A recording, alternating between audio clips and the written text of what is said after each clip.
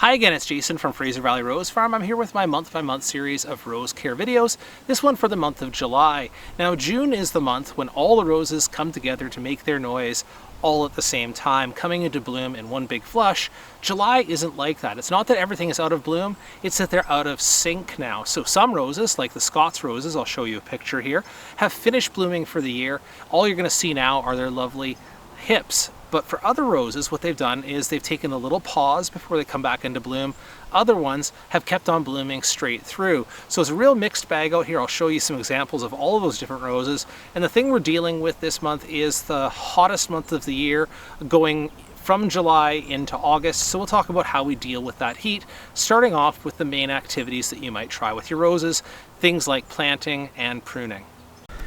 When it comes to planting, I have to admit the kind of hole that you're more likely to see me digging this time of year is to expand my irrigation. But that doesn't mean that you can't succeed with planting a rose at this time of year. In fact, if you think about it this way, you're either going to have to manage the water inside the container or the pot where it is already, or you're going to manage it in the ground, and at least in the ground it has some moisture holding capacity. So I would say go ahead and get it into the garden, just so long as you can manage watering afterwards. But what if instead of trying to plant a potted rose, you were looking to transplant an existing established rose in the garden? My answer is a little bit different. I would say that's better in the cool of spring or fall, because as you take an existing or established rose out of the ground, you're usually going to damage the root system, inevitably so, no matter how carefully you dig. And that kind of stress of moving it and damaging the root system can make the transition a little bit harder. So if you can manage to push that off to the cooler season, either in fall or in spring, you're good. Now let's talk about pruning. This excellent grandiflora rose is wild blue yonder, blooming at about 6 feet high, and it's a little bit out of shape as well, so it's due for a pruning. Would I or should I hesitate to do that in the high heat of summer? My answer is no. We're still well within the pruning season, has time to recover before winter, and taking off some of this top growth right now, strangely enough, gives it a little bit of a break from the demands of watering. So right now when water is low, it's not as abundant in the soil, taking off some of the unproductive growth up top and bringing it back down to a healthy size and shape will help it to recover even better.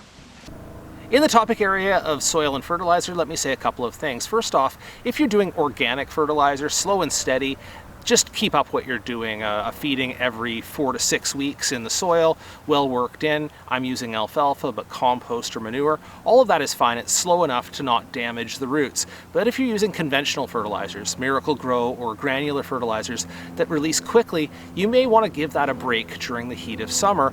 That excess salt release and that instant salt release can interfere with the uptake of moisture, and right now for rebloom, moisture is more critical than fertilizer. Second thing I'm going to say on soil and fertilizer is that if you're not mulching, you probably should be. And here I'm talking about composted bark or any other organic mulch that you place over the top surface of the soil to protect the moisture that you're putting in there. Somewhere in the range of 2 to 3 inches deep is excellent, and that sort of makes sure that you're not wasting your effort in watering. Let's talk about water now, and I wanted to start with a very straightforward rule of thumb, but not a very accurate one, on how much water per rose per week. So let's start with this. 5 gallons, 20 liters of rose per week, which is about the equivalent of about 2 inches of rainfall or 50 millimeters of rainfall. Now, of course, we don't get anywhere near that at this time of year, so we're talking about supplemental watering, and 5 gallons sounds like an awful lot. That's the starting point. It depends, that assumption is based on an average size rose, an average size shrub rose, on an average soil with average temperatures. If it is a larger plant, if it is hotter, or if you're on a sandy, well-draining soil, it might actually go up to almost even twice that amount. And if you're on a clay soil in cooler temperatures, or if you have some rain, you can moderate that downwards. So that's your starting point with irrigation. I will say that this is one place where drip irrigation really excels, because the drippers you can get, especially the pressure compensating drippers, can give you a gallon per hour kind of rating. So if you had a 1 gallon per hour, you might have to run that in total for 5 hours a week on your roses to get sort of that good level of moisture, for a good consistent supply of moisture for your roses for the week. So that's why drippers are both not wasteful, like they don't spray the water into the air and evaporate, but also they're great for measuring the amount of of water that's going to go down at the base of your roses. I do like to spare a little bit of time to talk about propagation, and these are the results of some propagation I did on film in the month of December or January. And at the time, you may remember that I put in hardwood cuttings, and these are just firm stems cut off of the plant and placed into the ground. This is one that failed. So it's not a 100% success rate, but it didn't take a lot of effort to get these to root. And I want to show you, if I can, might take a little bit of effort here.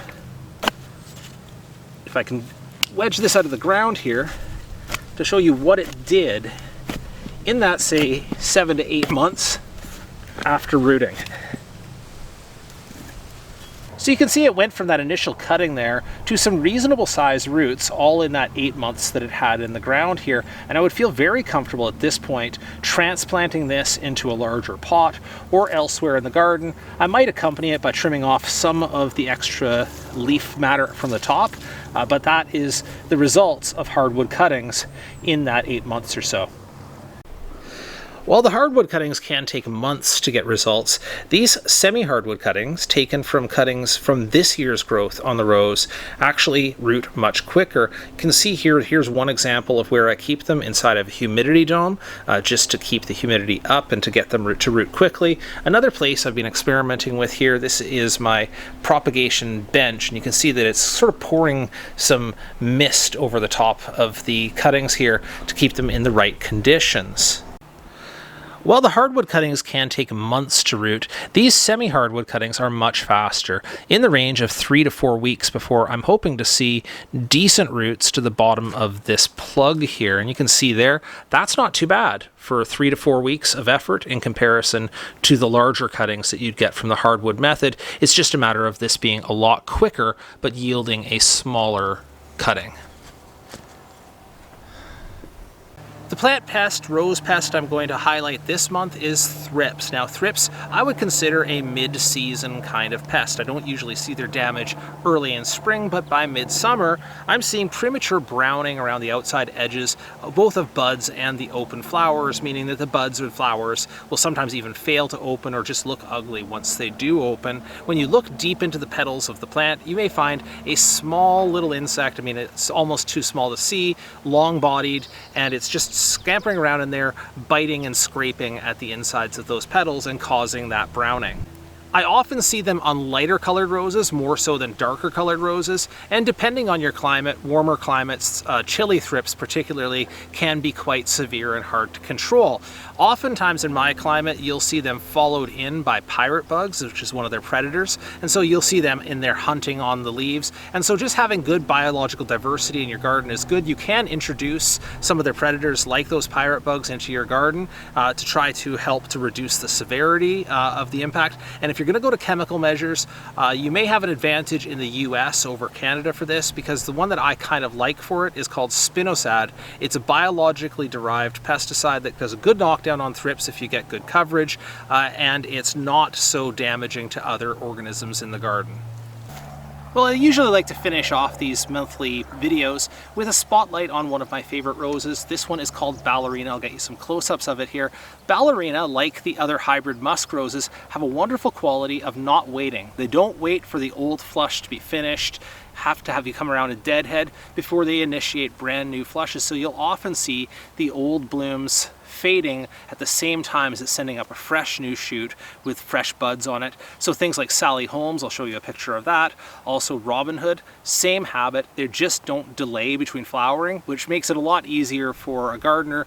So you don't have to be out there attending to the deadheading daily to get what you want from the hybrid musk roses. And look at these clusters. I'll give you some close-ups. All right, thanks so much for watching. If you have any questions about monthly rose care, drop them into the comments below the video and I'll see what I can do to help.